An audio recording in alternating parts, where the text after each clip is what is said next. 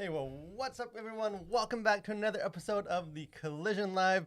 It is me, your host, Daniel, and I am joined at the desk, as I always am, by the grilled cheese to my tomato soup, Mr. Samuel David Camp. What is up? What a classic combo, Daniel. Like, that is, you just can't have tomato soup without grilled cheese, in my opinion. I know, I think it's a lesser experience. I do know some people, such as my brother, that will, in fact, dip his grilled cheese in ketchup. Which is just a reminder that there are monsters that live among us. There are, and that's sort of revolting. And I didn't know that about your brother, and so now... Hey, we're not here I don't to know judge. we can be friends. If you are one of those people, we won't judge you, but just know that Jesus is watching and shame on you. But we're excited to have a lot of interesting stuff here to talk about. We missed last week. And we're going to miss the next week as well. But we thought we'd jump back in here and talk about this sort of interesting pop culture conversations. Taylor Swift mania. The Swifties are slowly expanding their empire. So Sam's taking over the world. Sam's fan club is have a lot of things going on. And then also there's been some interesting pop culture movies and shows and things coming out that we'll kind of get into as well. But we do quite a bit, so why don't we just kick things off like we always do with our first segment. We have Cultural Conversations.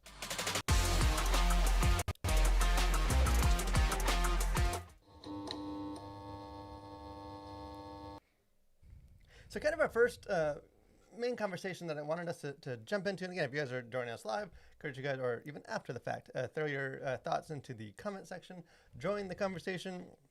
But kind of the first question I thought we could dig into is the question of, should Christians watch unbiblical films?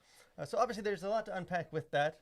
We got to define some terms. Yeah. So what do you mean there, Daniel, by unbiblical? Unbiblical. So I will be your guru to walk you through that. Because this was a topic that comes up, and the word unbiblical, or is it biblical, gets used like in a lot of comments with reviews or things that we do here at the Collision, of people either just asking like, hey, is it biblical, or else being concerned, perhaps even angry about movies that are quote unquote unbiblical, so that we kind of get into, what does that mean for a film to be biblical? Like, is it just Moses and the Ten Commandments? Is it wider than that?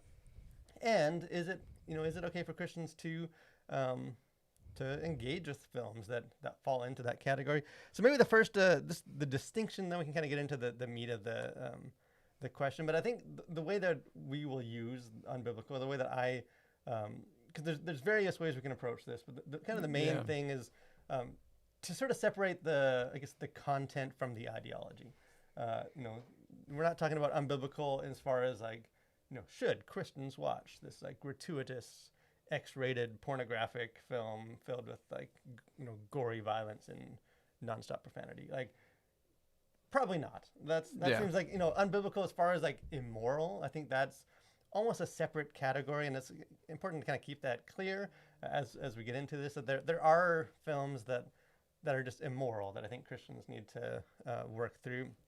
But I think where it becomes more of an interesting discussion is more like the ideology, the spiritual elements, not necessarily the content that, hey, this movie has lots of nudity in it, should we watch that? No, maybe stay away from that one.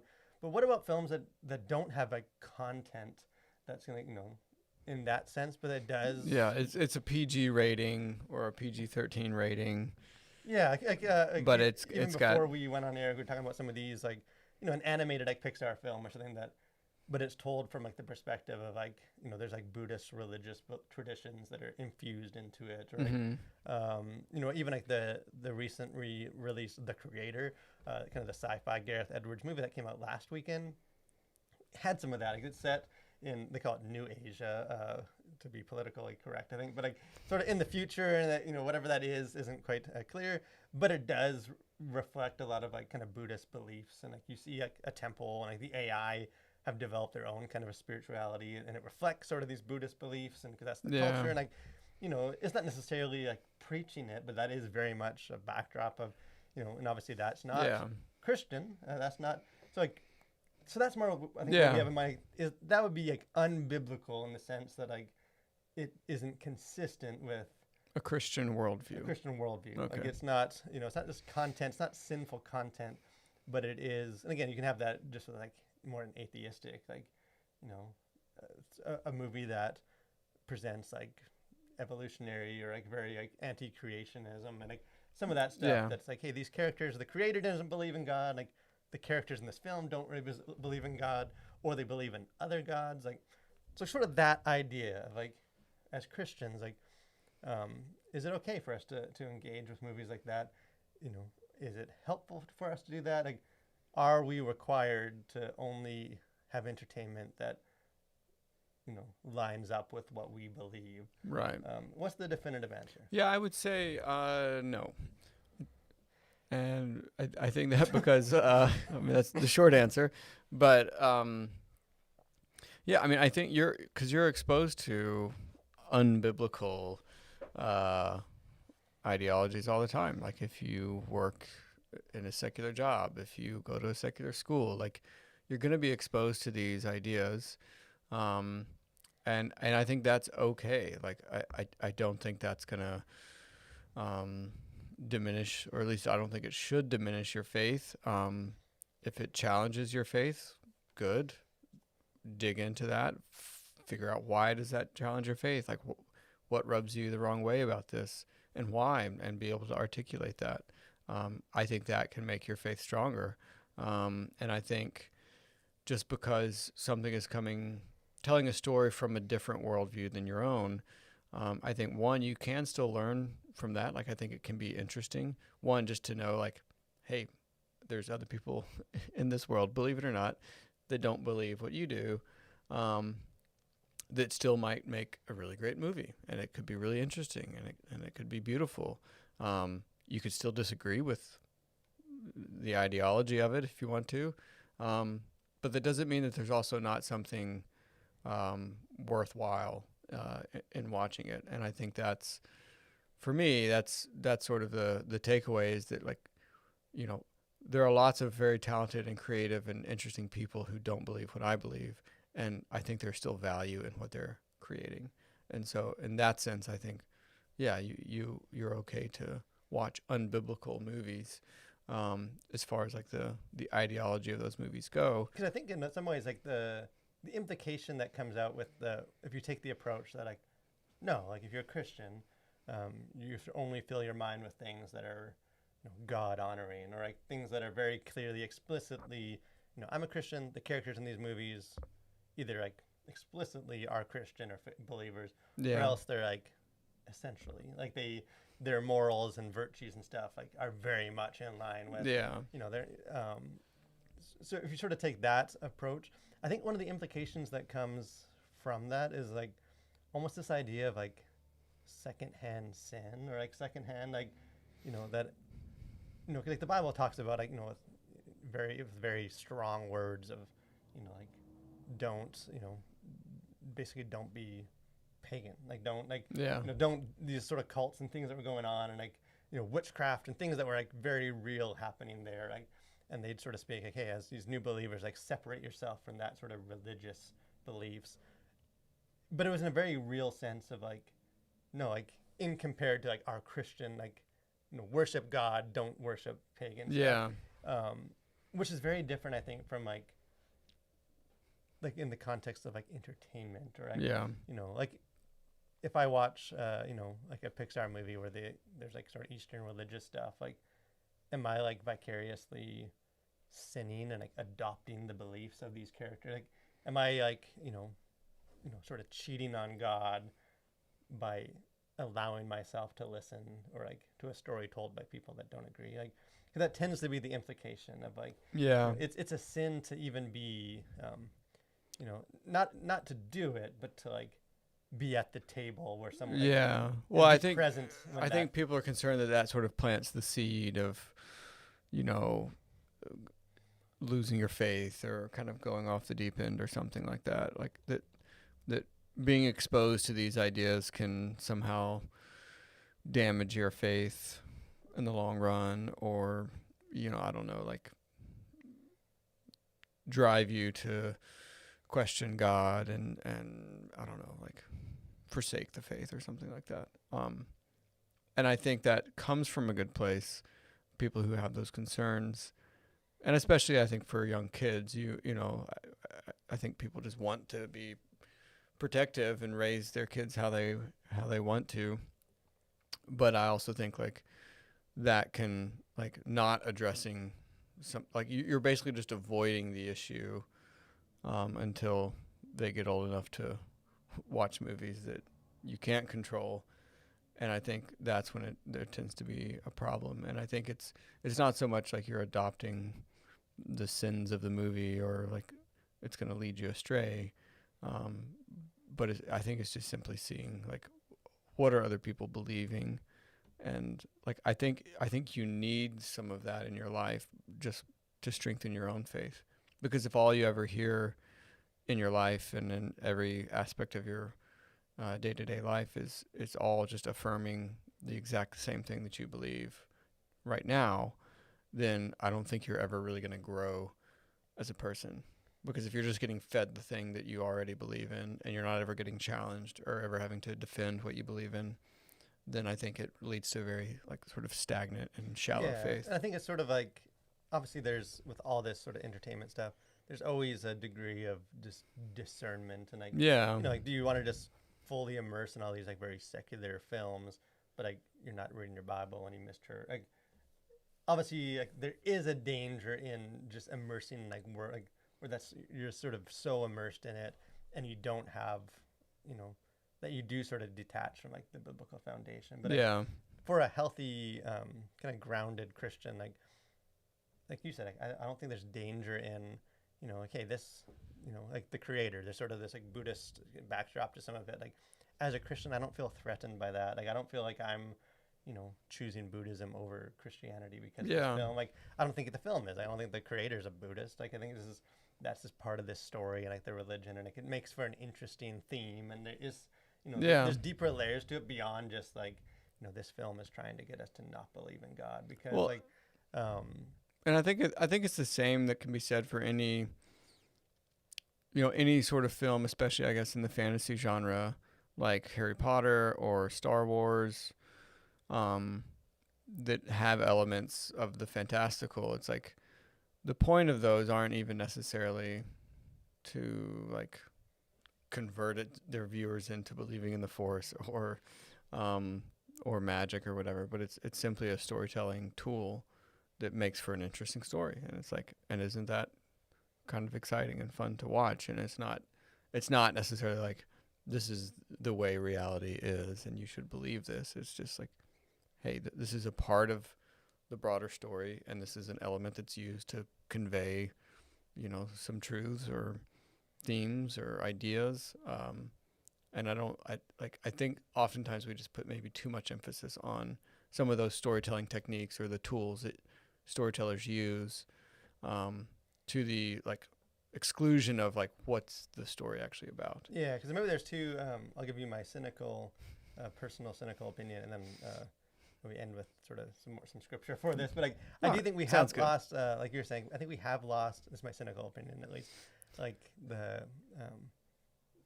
a piece about the fact that like, hey, we can view entertainment that we disagree with. Like again, not morally, not like it's just a movie. You can go watch a bunch of sex on the movie theater. Like it's not going to affect you. Like not that, but like ideologically, like we can watch a movie and disagree with it, and like that's actually a good experience. I think part of where that mindset that we can't do that comes from is from people that are making movies that agree with Christianity. Like they are very much marketed on like, don't watch those films that are made by people that you don't agree with you, like that hate you. Watch our films, which, because this does agree with you. And it very much is sort of this, not always, but I think there is a corporate aspect of that. Of like, to be a Christian with entertainment means to be only watching things that are told from your team, that align with you, and like anything else is bad. So sign up for $7.99 to our subscription service. Which I guess we'll throw that back to a previous episode where we talked about the issues of like Rotten Tomatoes, the critic rating system, and all that. And I think we mentioned it then, but also I think it applies here. Is that we've kind of lost the voice of the critic, I think, in today's entertainment culture, which I think was originally to help people understand how to approach a particular piece of art, whether that's a movie or a show or whatever. And it's just become this, I agree with this, I disagree with this, which is sort of like so much of our culture today. It's like, do I agree or do I disagree? Not like, is it a good work? Is it a good piece of art? Or is it not? And I think some of that just sort of works its way out into like, you watch the Christian movies or you watch the not Christian movies. And those are the things that are more important than like actually making worthwhile art. So Yeah, and a lot of the and non-Christian we can movies, end on your scriptural. yeah, but I guess to not end with my cynical that it's all a corporate game and to distrust the system. I do think, because one of the verses that comes up for this, for like, but like, should Christians be, paying money and spending their time to expose themselves to things that that aren't made for the glory of God? And like the Philippians 4:8, famous verse, sort of the finally, brothers and sisters, whatever is true, noble, right, pure, lovely, admirable, if anything is excellent or praiseworthy, think about such things. And that kind of gets used a lot for like against the mindset that Christians should watch unbiblical films. And the Bible says think on these things, and these unbiblical films aren't these things. Although I think excellent and praiseworthy open the door at least for some of that. But I would take issue with art, whether it's told from our perspective or not.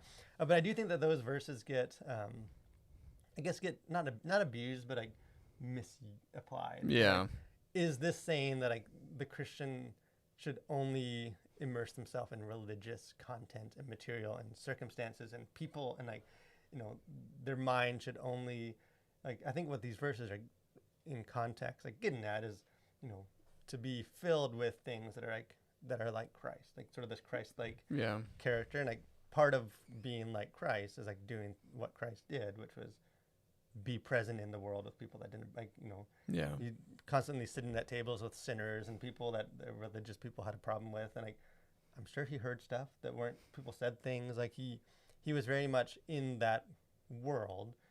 Yeah. And that didn't compromise like the fact that he was exposed to people that didn't believe in him as Lord. Like that was just part of his mission, like part of his and could you imagine how insufferable he would be if he was like constantly like correcting people? You know what I mean? Like because I feel like there's this mind, like if he had that mindset, I think that many people have when they think about unbiblical entertainment or whatever. Like, oh no, you can't watch that. Don't do that. Like, oh, that's not biblical. Like he didn't do that. Like there's no indication that he went around like correcting the world, when they said things that were against the truth. Or if he did, it was very much flowed out of this like his presence in it. Like it wasn't just like he pops into a party like, hey, you guys, that picture on the wall, that's not honoring to to Yahweh. Like it was very much like he was with these people and he would share his truth, and like he would listen and he would have these dialogues with people. Like he was like a rabbi. That's what they did. Yeah. These like dialogues, and but he had those because he was at dinner parties with a bunch of sinners. Like he was able to, kind of the last verse too, which I know we use a lot, but like Paul in Acts 17, where he's like quoting these like pagan poems to Zeus, and he's like observing these altars to unknown gods and other gods in the pantheon. Like sort of that idea that like is he secondhand sinning by like he read Paul read a poem that honors Zeus? Like that's a non-biblical poem. Like no, and like obviously I think he probably is familiar with some of that, one because he was a learned guy in the culture, but like, and he's using that as a tool, and like it's not the same thing necessarily as like as he did that, we should go see every sci-fi movie. Like there is a distinction, I think, but that mentality that like the fact that he was aware of those things and like could probably even appreciate some of that, like didn't necessarily mean that he was endorsing those things or that he had compromising his own faith.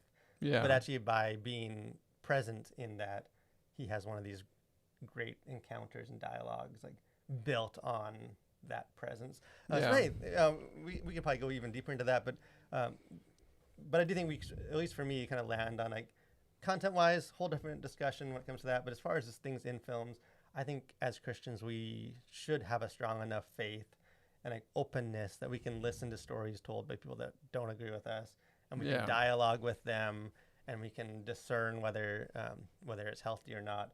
But in a very simplistic, like, it doesn't agree with us, it's bad. I think that's I hope an approach that as Christians we can kind of grow a bit beyond and have a little more nuanced dialogues. But one thing that I know I hopefully never grow beyond, because it is always filled with deep, nuanced dialogues, and that is the next segment of our show. We have Host Corner.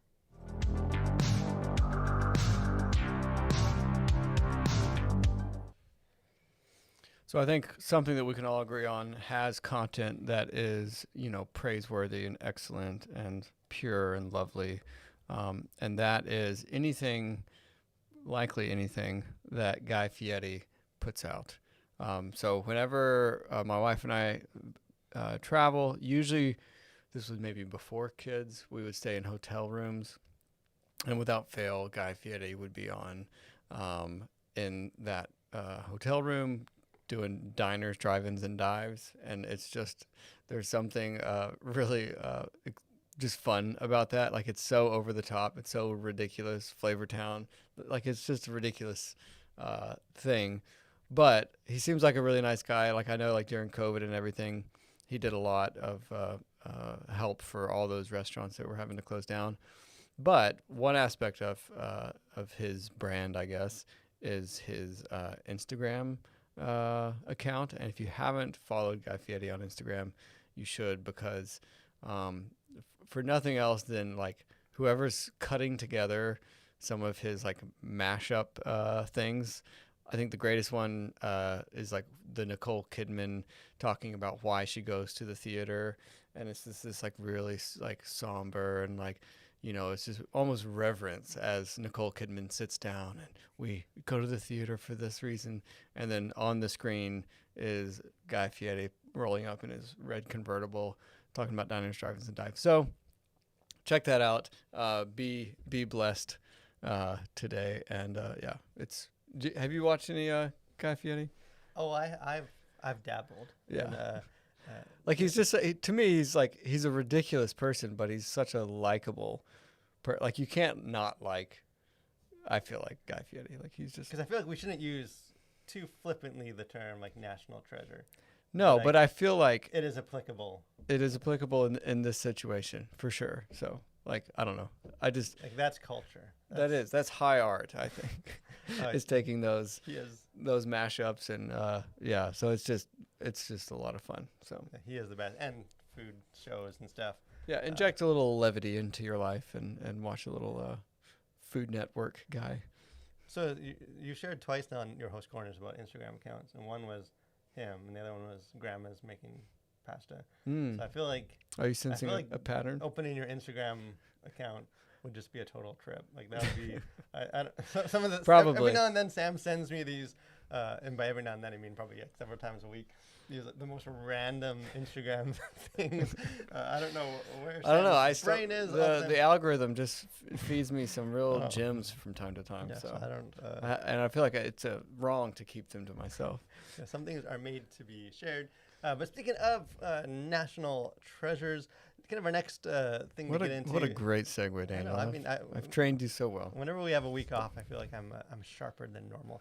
But Taylor Swift herself, has been she's been in the news. People have been talking about her. I have heard of her. Yes. You've had will she be the one that really gets Sam into football? That remains to be seen. But will I finally break my fast of NFL coverage? Yeah, I don't watch it for the game. I watch to see who's Taylor Swift is with in the press box. Because if you've been living under a rock, or you're just blissfully checked out of some of the more trivial aspects of pop culture, she's dating, probably dating. I don't know. I don't follow the gossip enough to know, like, the definitive. It seems like they're dating, but she has begun being associated with Travis Kelce, who is a member of the Kansas City Chiefs, aka her next hit song. Yeah, she's working on new material for her new tour. But so she's been dating with this guy, which means that she's attending his games, which means that NFL football has now become secondary to the Taylor Swift experience. She's conquered the music world. Now she's conquering. It's like, yeah, I just put on the greatest tour, perhaps of all history, of all time, and why not just blow up the NFL? Because help. Because it's Tuesday. Yeah, when you're able to help like boost the ratings of like the highest rated sport in the country just by your mere your presence, then you've accomplished something. And even like if you're watching our video version, you can see like the NFL is they're no dummies. Like they know how to milk a few coins out of people. Like so they're jumping full on. Like the header for their Twitter was changed to Taylor Swift's reactions during the game, and like they're and like I didn't pull all the numbers for this, but I think they said like the last game on Sunday, the Kansas City Chiefs game, like was the highest viewed game since the Super Bowl. Which is like, I just think that is so just mind-boggling. Yeah, like one person attends a game, and therefore they're breaking like viewership records. Yeah. People that aren't into football, but they are into Taylor Swift, and if she's gonna watch it, then by golly, I'm gonna watch this. I'll skip through all the game and just focus on the clips of her reactions. Which totally side tangent that we don't have time to go down, but did you see the Toy Story football game? Maybe we'll talk about this next week. No, I missed I'm not a big football person, but they did a game that happened live, but as Toy Story characters, like to get younger audiences, and it is legitimately like the most wholesome thing I've ever seen. Okay, but I'll have to check that out. And even like jersey sales have gone up like 500%. Like it's just this crazy, Swifties, which if you're not one like Sam, these like kind of Taylor Swift fanatics. You get a badge and a card. It's pretty. The official membership. Don't want to say I'm a big deal, but people know me in the community. I know a big deal. That's sort of what they call this fandom. Like they call them Swifties. You can, obviously an unofficial fandom, but there's a lot of them, enough to boost the NFL ratings and and it's just sort of being this. I think like Taylor Swift was always in the news, so like that. She's like the most successful musician maybe in the history of the world. Yeah. At least the most successful one right now. Like I think the other day she had like all top 10 songs. Like it's which is just insane. Ridiculous. Like she's talented. I like her music. This isn't meant to be like a like hating on Taylor Swift or hating on Swifties or anything. Yeah, please don't come for us. Yeah, please don't mob us. But I do think that there is some interesting stuff going on with it. Because like, I think she's always been big. But because now she's sort of branched into this, like she's always public, but like NFL isn't really in her sphere. Yeah, it's some more football, and don't always have a whole lot of overlap with those groups. Like, and I think now that it's become, except for they're the only stadiums that she can play in. Yes, although she does play in those stadiums, like all the other concert arenas are too small. So it's been like even like to open like ESPN or something. It's like, oh, here's what are the score? Oh, Taylor Swift or something. It's everywhere now. Like, so I think a lot of people that weren't as like aware of the power of the Swifties, like it's just brought it more to like, which seemed impossible, like even more public. And I do think it is like an unprecedented thing. And as far as like, what does Taylor Swift and Swifties have to do with like our show about Christianity? Yeah, I know you didn't want to just talk about Taylor Swift. Nothing. I just wanted to share my allegiance to Taylor Swift. I guess my question for watching all of this, again, this isn't meant to be like judging of any of this going on, but sort of like at what point does a fandom become like idolatry? Like what or like, a cult? Or a cult? Because like again, I'm not saying it's a cult. I'm just saying there's a lot of similarity. The Venn diagram overlap. I'm not saying it's a cult, but everything the leader does, all the followers do. And I think this has really shown that. Like it's shown, like it's one thing. Again, I love my European power metal bands. Like I follow them on Facebook. I see their studio. You're a card-carrying member of the Tolkien Society. I am. I'm an official Tolkien. I get my bi-monthly mailings and magazines and stuff. Like I have no problem with like being into things. Yeah. And like, hey, you love Taylor Swift music, love her music. Listen to it all the time. I listen to my lousy metal music all the time because I love it. But there's sort of like a different layer to that where like, it's like, well, I'm not into like the art, but like if the artists, if they like Yeah. Frosted Flakes more than Fruit Hoops, then like when I go to the store, I'm gonna get Frosted Flakes. Or, like, Yeah. they like football. I don't like sports. Now I like sport. Like there is Yeah. some. There's a weird thing I feel like happening with her in particular, I know it's happened with other celebrities, but it does seem like on another level. Yeah, because like Beatlemania in a lot of ways is similar. Where like, hey, the Beatles are into LSD. Like I'm into that now. Like they're into Yeah. this weird spiritual stuff now. Like you know, I feel like there's always been a sense of like identifying with these people beyond their Yeah. art, and like I just don't think we've ever seen it at a level like Taylor Swift, where like it is such a big that like where she spends her Sunday morning can like dramatically shift entire industries and like Yeah. the whole fandom, sort of this like army of people. And I do think even some of the differences between like some of the older versions of this sort of stuff is just like technology. And like we're more like I saw someone posted some tweet the other day saying like, hey, I love Taylor Swift, but like it is a little weird that like we basically know where she is, what she's doing, what she's wearing at all times. Yeah. There is this constant obsession over what this like human person is doing that I don't know, like what's I don't know. It's bizarre. I feel like maybe it's somewhat equivalent of like the British royal family. And there's so it's almost like she's taken on this role that's like beyond herself, and some like she has become such an icon, and I feel like probably the closest thing to like American royalty that you could get, because she is so like studied and followed and adored, and whatever she's into, all of her people will be into. That I feel like in some ways it's like I don't know that she does anything. Like I feel like she would have to be so paid so close attention to everything that she does.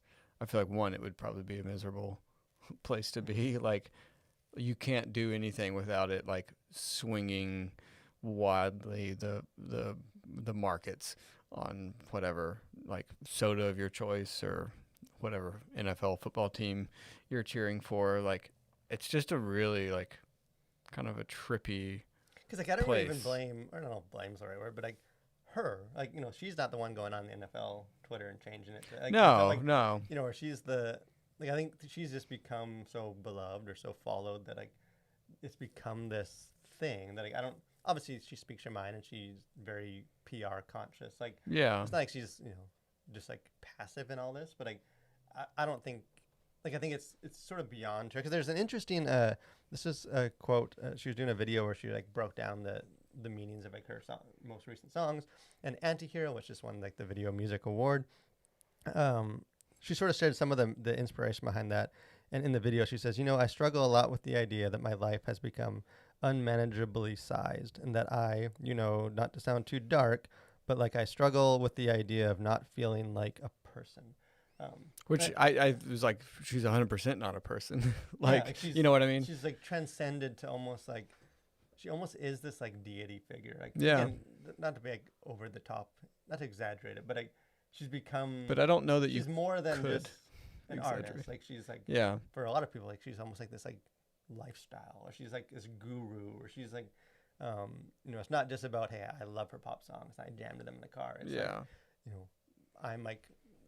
She is like, one of the stars that helped me like orient my ship, like, that I'm going towards. And I think kind of like the show American Idol was very like, on the nose with the fact that like we're going to create American idols. Like it was like, idolatry, join us every week. Not really hiding the ball there. And I think in a similar sense, I do think there is some degree of like, of that here, of like, that whether it's Taylor Swift or like smaller people that just don't have as public of like a expression of it, there is this drive with us to like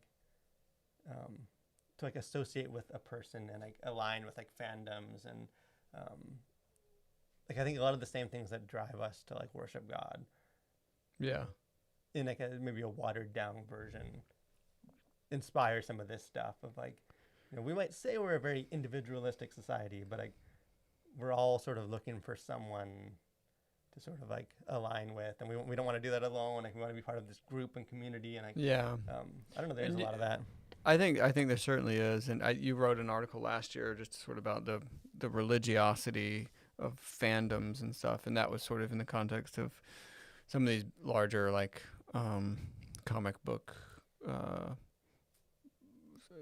like Marvel Cinematic Universe and that kind of stuff. But I think it applies here as well. Like, do you feel like that her just icon status also reveals like a religious void that is in the American heart and psyche? Like, do you think part of her deified status is because I think there are so many people who have that missing element in their life of religion, or of God, of something or someone to worship? Yeah, I do think there is. There's at least overlap. Like there is. Yeah. Not to say like Swifties are a religion, but I think whether it's her or someone else, like this urge within us that like we need to follow someone, like we need to be a part of sort of a bigger group and sort of have some of this community. I think all of those, part of the reason why they are so amplified or like so appealing to so many people, I think it's because of these like deeper religious roots of, we're made to follow someone. Like we're made to align like in with a person, like with Jesus, and like to worship and to be part of this community where we're all striving together, and like that it is sort of a way. I think like we've had similar things like this even when we were more of like a religious nation, like so I don't know, like again I think in some ways the Taylor Swift stuff is so unprecedented, like at this scale. Yeah. It's hard to think of anything that's really like it, but I think the like roots of it at least have been around for a long time. Yeah. Like, trying to kind of fulfill some of that. But hey, let us know what you guys think as far as just some of this fandom and what is it about someone like a Taylor Swift that is driving so many people to like so almost obsessively pursue and like care about and follow and mimic, and is that good? Is that not good? And is there anything for Christians that we can kind of learn from that behavior as far as what people are like and sort of how we're wired? I would love to have a conversation with you about that. But kind of final thoughts here for this episode. Have a couple, like I said, there's been some reviews, some movies that have come out recently. The last two that since our last live stream, I saw two movies. One of them might be the greatest movie ever made, and the other one was about AI robots. I saw The Creator, kind of a recent sci-fi movie by Gareth Edwards. Really fascinating movie. Encourage you guys to check out my review. I know it's proven to be, I don't think like a super hot button, but like somewhat controversial. Like some Christians aren't sure about it. It's just the name The Creator inspired some like you want to think about. So I kind of walk through some of that, but one of the most sort of original, fresh movies that I've seen in a while. And then I also saw Paw Patrol, the mighty movie. Let me tell you, this was a good movie. I highly enjoyed this movie. This wholesome kids movie. And like I said in the review, could you check it out? I brought in some expert guests. We finally got the budget to get some real movie reviewers. Yeah, so finally. I just play shotgun for them, which is my two kids. But so I encourage you to check out to sort of hear some of their thoughts. But it is a good movie.